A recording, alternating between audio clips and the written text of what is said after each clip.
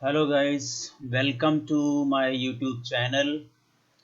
Today I'm going to tell you about insertion of records into MySQL table. In previous video of MySQL revision 2, you have studied how to create database and how to create table, and then how to see the list of databases and how to see the list of tables created in a particular database. Today you are going to study how we can insert the records into the table. So guys, we can insert record into the table using insert command. And one thing more I want to tell you that insert command is a DML statement, data manipulation language का ये आपका statement है. Because you can insert the rows into the table using DML statement. So uh, here you can see the syntax. Insert command can be done into MySQL. Insert command or insertion can be done into MySQL table using insert command, and which is DML statement. And earlier you have created a table using create table command, that was DDL statement. DDL was for modifying and creating the table structure, and DMLs are for manipulation of rows. तो यहाँ पर आप रोज पर activities कर रहे हैं, row feed करेंगे, row of values feed करेंगे, रिकॉर्ड्स फीड करेंगे. That is why it is DML, data manipulation language. Syntax देख लीजिए. Insert into table underscore name values. यहाँ पर आप value 1, value 2, value 3, value 4 and so on. What are these values? These are the values of various columns of the table.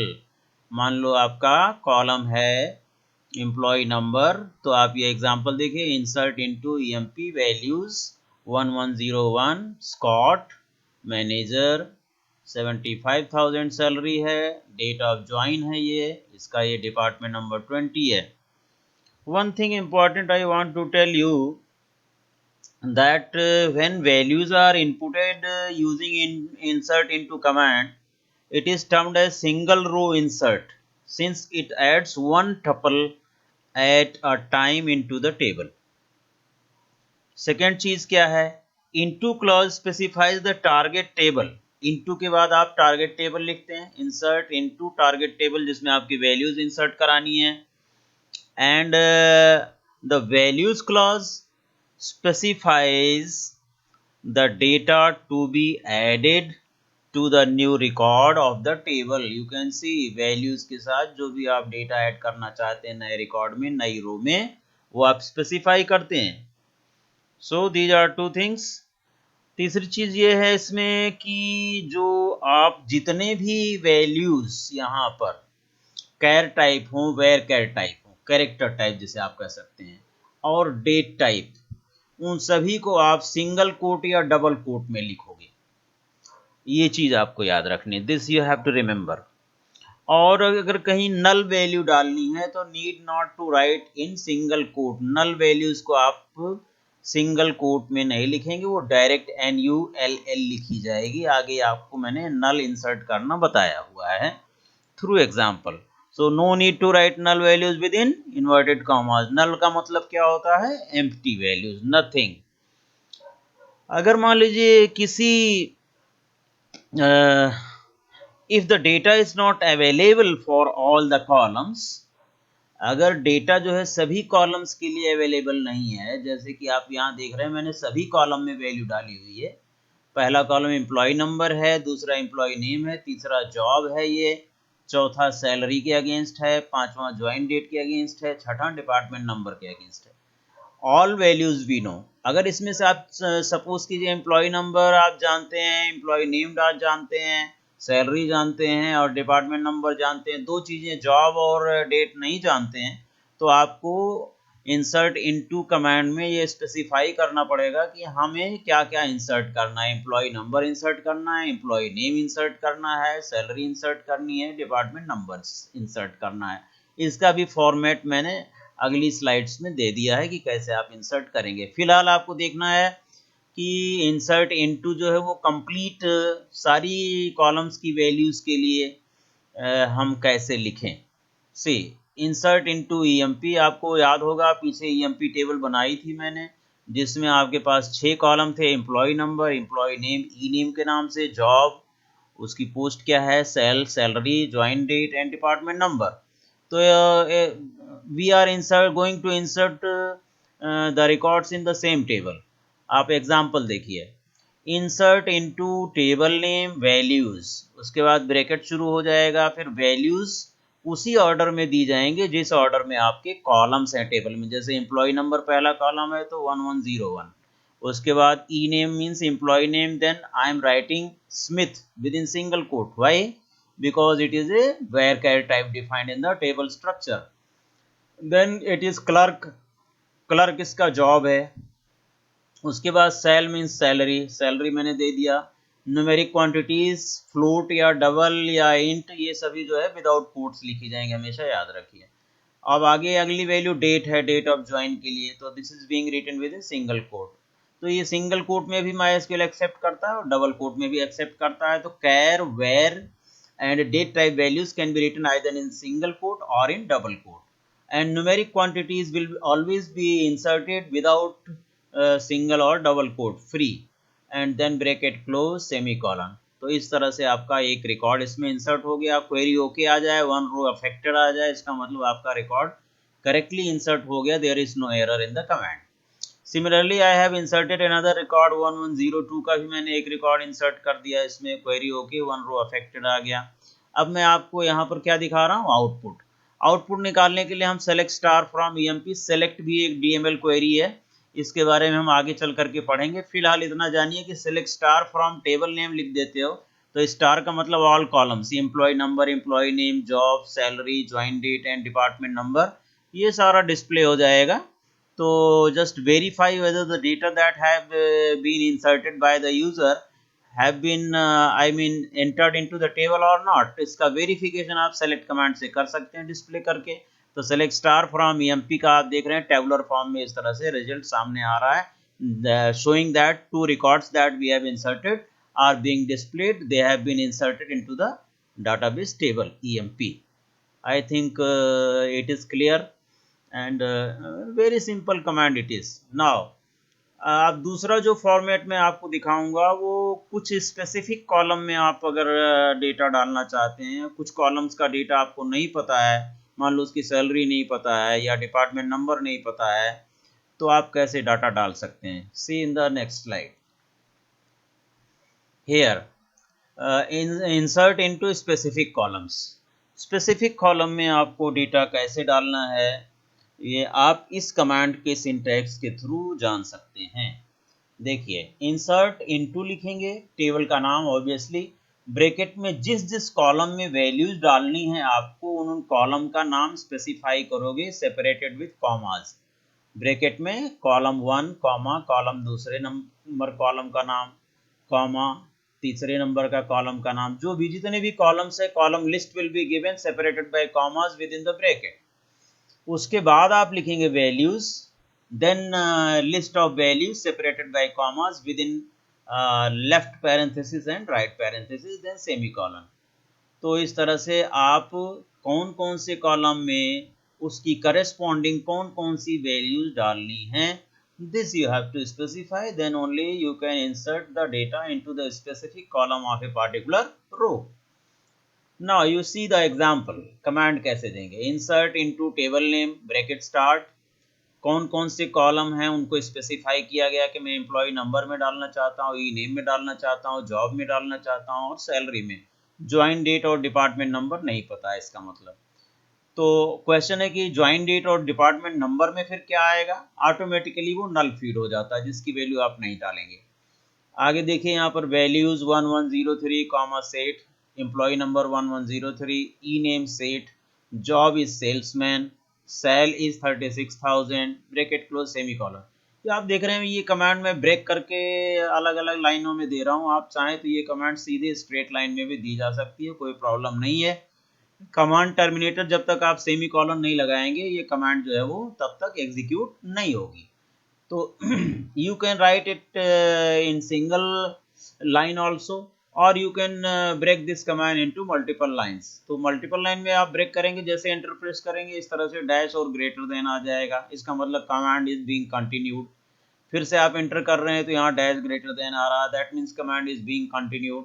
जब आपका command and हो जाएगा semi colon पर, तब वो एग्जीक्यूट हो जाएगी, रिजल्ट आ जाएगा and my SQL prompt will come back.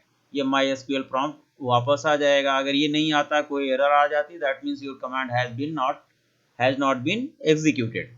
Now इसका रिजल्ट देखें क्या होगा. फिर मैंने select star from table name से वेरीफाई किया, तो मुझे जो है 1103 का डाटा देखना है. 1103 एम्प्लॉय नंबर का रो देखना है. इसका ये एम्प्लॉय नंबर, नेम, जॉब जो जो आपने डाला, सैलरी डाली, ज्वाइन डेट आपने नहीं डाला तो यहाँ नल इंसर्ट हो गया, डिपार्टमेंट नंबर आपने नहीं डाला था, यहाँ पर नल इंसर्ट हो गया. So you have seen if we don't know the values of all columns of the table, we can insert the row into the table for specific values in specific columns. तो आप ऐसा भी कर सकते हैं. This is the example telling you about that. आगे चलते हैं हम लोग. Next, inserting rows from a table into another. एक टेबल से दूसरी टेबल में रो आप इंसर्ट कर सकते हैं. ये आपका है कि एक टेबल से दूसरी टेबल में आप रोज इंसर्ट कर सकते हैं. तो इसके लिए देखें कैसे करेंगे. मैंने एक नई टेबल बना ली है जिसमें इंसर्शन कराना है. उसको टेबल को क्रिएट करना पड़ेगा आपको. तो हमारे पास EMP टेबल तो ऑलरेडी एग्जिस्ट करती है. मैंने दूसरी टेबल बना ली, क्रिएट टेबल EMP1 और EMP ID. इसमें एम्प्लॉय ID रखा है, एम्प्लॉय नेम रखा है, सैलरी रखा है. 3 ही कॉलम मैंने इसमें रखे हुए हैं. और मेरी एक क्वेरी ओके हो गई. इसका मतलब मेरा टेबल जो है बन गया. टेबल को वेरीफाई किया मैंने कैसे, डिस्क्राइब टेबल नेम. डिस्क्राइब बताया था आपको, DESC या डिस्क्राइब लिख करके टेबल नेम लिखेंगे तो टेबल का स्ट्रक्चर आ जाएगा जिस टेबल का आपने नाम स्पेसिफाई किया है.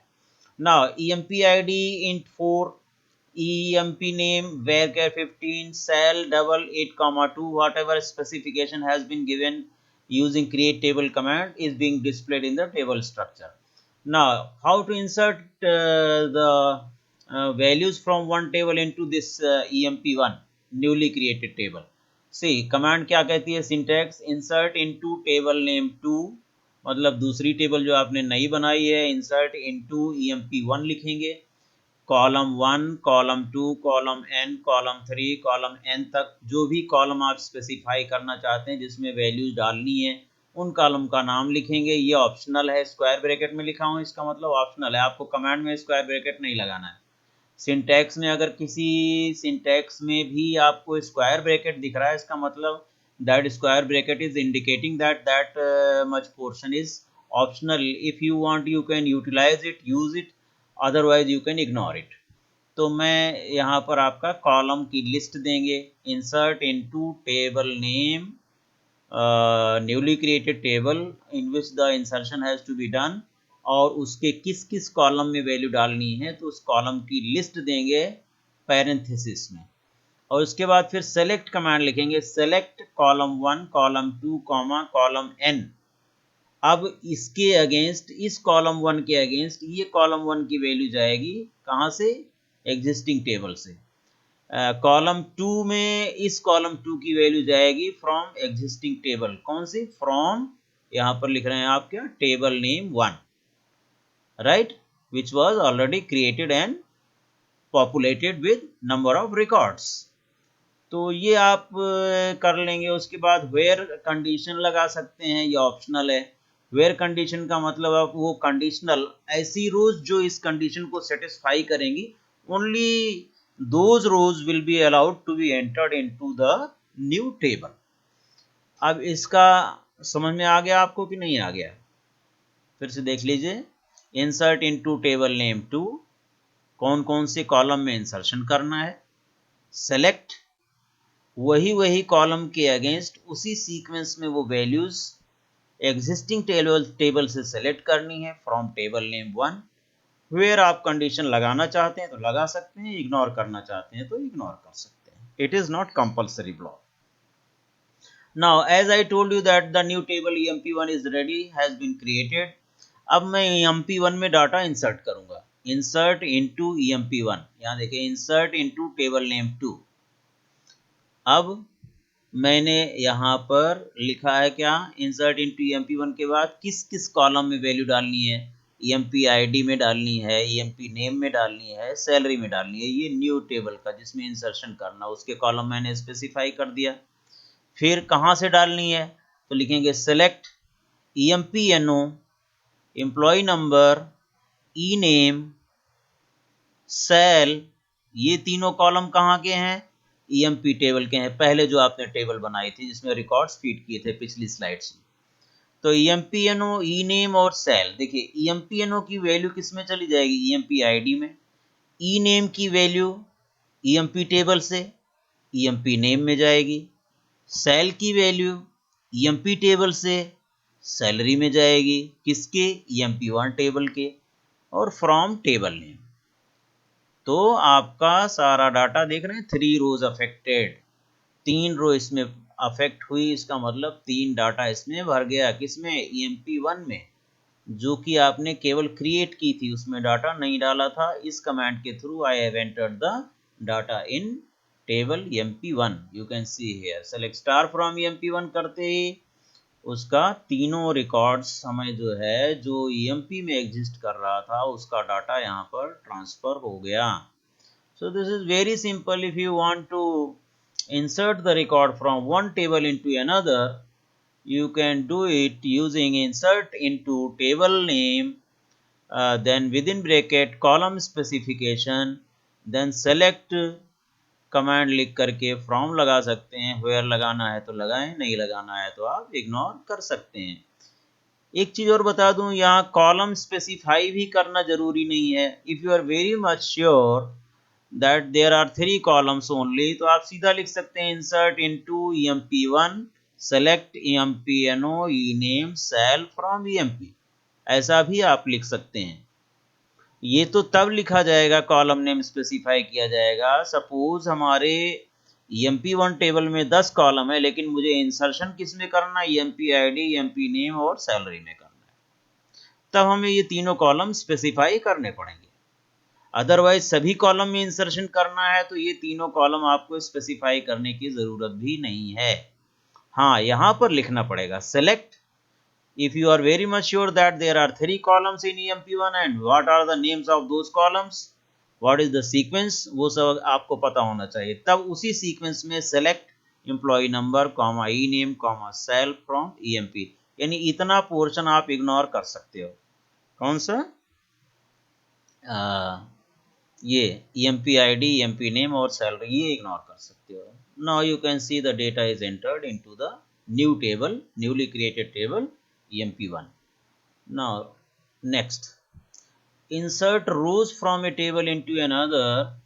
अब आपको यहाँ मैं दिखाता हूँ कि दूसरी टेबल में जो डाटा जा रहा है जिसमें मैंने कॉलम स्पेसिफाई नहीं किया, इंसर्ट इनटू EMP1, जो ब्रैकेट में कॉलम लिख रहा था EMP ID, EMP name and salary, वो मैंने नहीं लिखा, सीधा लिख दिया select employee number, E name, sal, because I know that in EMP1 table there are 3 columns only, that is EMP ID, EMP name and salary। तो उसके against मैंने EMPNO, ई नेम और सेल, ये हमारा EMP टेबल से data select किया और वो ऑटोमेटिकली इन 3 करस्पॉन्डिंग कॉलम्स में एंट्री हो जाएगा। तो आप देख रहे हैं ये तीनों रिकॉर्ड्स तो मैंने पहले भरे थे और ये लास्ट के 3 रिकॉर्ड्स अब ऐड हुए हैं ड्यू टू दिस कमांड, तो वो सेम रिकॉर्ड वही रिपीट हो गया है। So this is how we can insert the data from one table into another in 2 ways। एक तो आप कॉलम स्पेसिफाई करते हैं जिसमें डेटा आपको इंसर्ट करना है, और एक जो है सभी कॉलम्स के लिए आप डायरेक्ट लिख सकते हैं। Now another one is how to insert null values into the table. Null values को मैंने बताया कि एज इट इज आप नल लिखेंगे जब भी इंसर्शन करना है, तो इंसर्ट हो जाएगा इंसर्टिंग नल वैल्यूज। सॉरी, यहाँ पर मैंने नल वैल्यू इंसर्ट करना था, बाय मिस्टेक जो है ये कमांड में हमने नल इंसर्ट नहीं किया है। मैं बता देता हूँ सिंपली, आपको बहुत सिंपल है।